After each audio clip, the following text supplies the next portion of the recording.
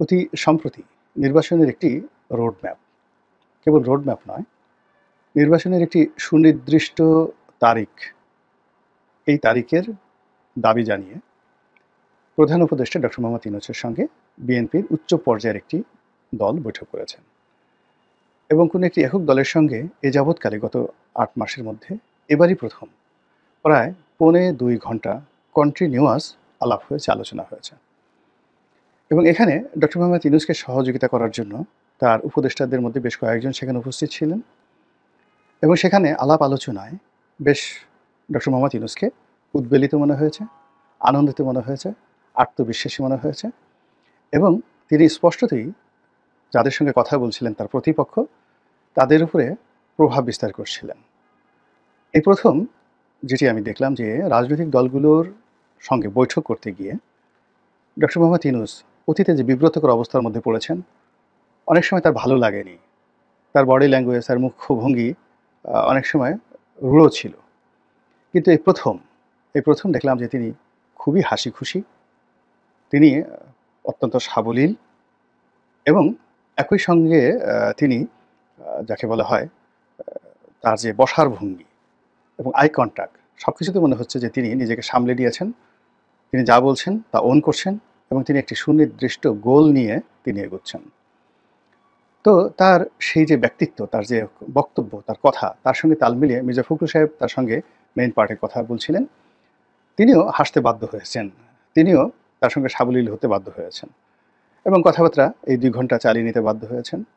আর অদূরে যারা বসেছিলেন, যেমন মির্জা আব্বাস সাহেব বসেছিলেন, তারপরে সালাউদ্দিন সাহেব বসেছিলেন, প্রায় সকলেরই মুখ ছিল ভার। তারপর তারা কি বলেছেন আমরা ইন ডিটেলস জানি না, তবে কয়েকটি সংবাদ মাধ্যমে যেটা এসছে যে তাদের যে আলাপ আলোচনাগুলো, তারা কতগুলো সুনির্দিষ্ট প্রশ্ন করেছেন। যেমন প্রশাসনের বিভিন্ন স্তরে বিএনপির লোকদেরকে নিয়োগ দেওয়া হয়নি, অন্য বিএনপি যারা বিরোধী লোক রয়েছে তাদেরকে বেশি নিয়োগ দেওয়া হয়েছে। স্পষ্টতই জামাতকে ইঙ্গিত করে বলা হয়েছে যে প্রশাসনের বেশিরভাগ ক্ষেত্রে জামাতের লোকজন কাজ করছে, বিএনপির লোকজন কাজ করছে না। এরকম একটা প্রশ্ন যে হতে পারে, এজন্য সম্ভবত ডক্টর মোহাম্মদ ইউনূস এবং তার প্রতিনিধি দল, মানে তার যারা সাহায্যকারী, তারা সবাই প্রস্তুত ছিলেন এবং তারা কোন কোন পদে বিএনপির লোক নিয়োগ লাভ করেছে, কারা নিয়োগ লাভ করেছে, কয়টি পদে নিয়োগ লাভ করেছে এবং এই সকল নিয়োগ দিতে গিয়ে সরকারকে কী পরিমাণ ফাইট করতে হয়েছে এবং বিপদে পড়তে হয়েছে, এই কথাগুলো টু দি পয়েন্টে তারা সঙ্গে সঙ্গে অ্যান্সার করে দিয়েছেন। এই অ্যান্সার পাওয়ার পর বিএনপির পক্ষ থেকে কাউন্টার কোনো জবাব দেওয়া হয়নি।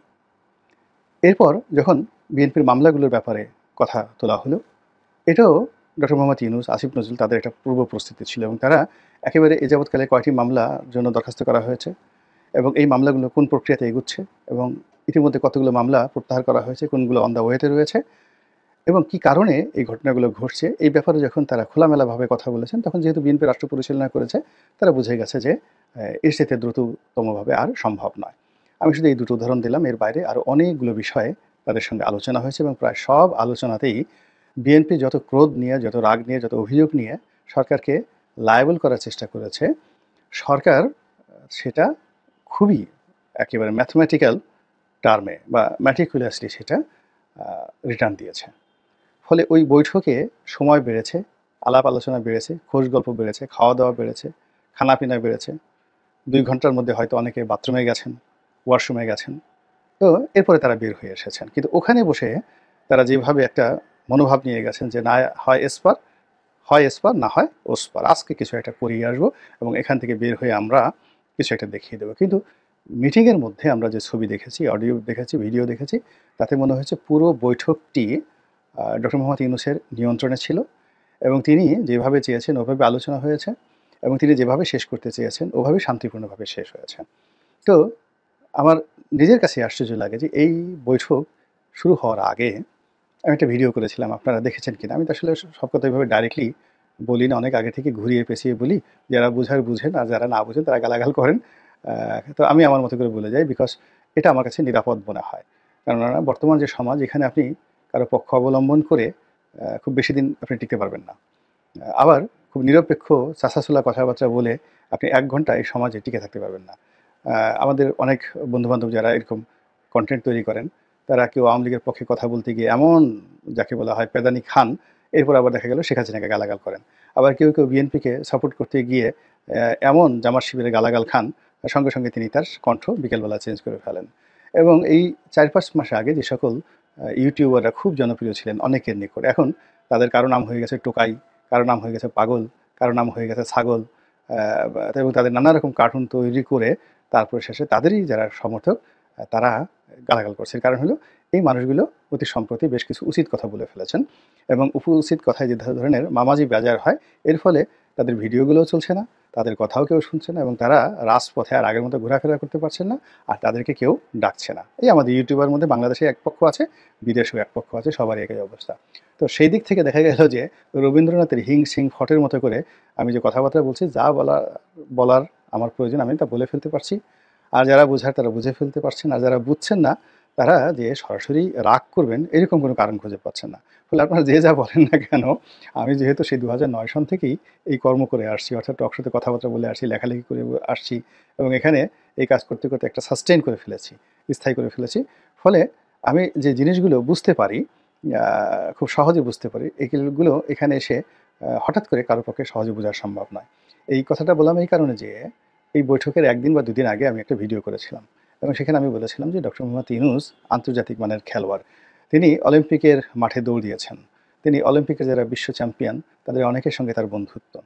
ফুটবলের যে সকল রাজা রয়েছেন, মহারাজা রয়েছেন, ক্রিকেটের রাজা মহারাজা রয়েছেন, সারা পৃথিবীতে যারা স্পোর্টস পার্সোনালিটি, সেটা ফিফা হোক কিংবা সেটা ক্রিকেট অঙ্গন হোক, সব জায়গাতে, কিংবা সেটা অলিম্পিক হোক, সেই আয়োজকদের সঙ্গে, ক্লাবগুলোর সঙ্গে তার ভালো সম্পর্ক।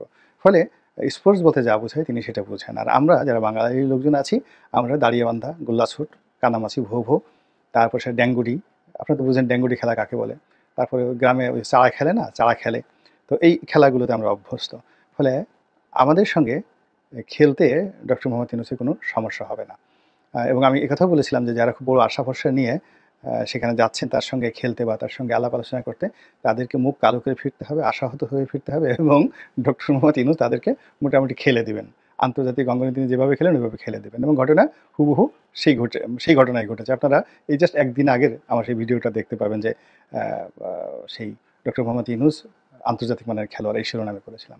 তো এখন যেটা হলো, বৈঠক শেষে মির্জা ফখরুল সাহেব, অন্যান্য যারা নেতৃবৃন্দ তারা বের হয়েছেন, এবং বের হওয়ার পর তারা সবাই বিষণ্ণ, সবারই মন খারাপ। একই হলো, এরকম তো হওয়ার কথা না। এত লং টার্ম তারেক জিয়া সাহেবকে তিনি কী জবাব দিবেন, জনগণকে কী জবাব দিবেন, প্রেসের সামনে কী বলবেন, নেতাকর্মীদের সাথে কী বলবেন, ইজ্জত বলতে তার কিছু রইল না। ফলে তারা বলেই ফেললেন যে আমরা বৈঠক করেছি, কিন্তু বৈঠকে যে সকল কথাবার্তা হয়েছে সে সকল কথাবার্তায় আমরা একেবারেই অসন্তুষ্ট। তো এই যে অসন্তুষ্ট, এই অসন্তুষ্টির যে জায়গা যখন বাংলাদেশে হচ্ছে, ঠিক সেই সময় জামাতের আমির আবার তারেক রহমান সাহেবের সঙ্গে দেখা করেছেন।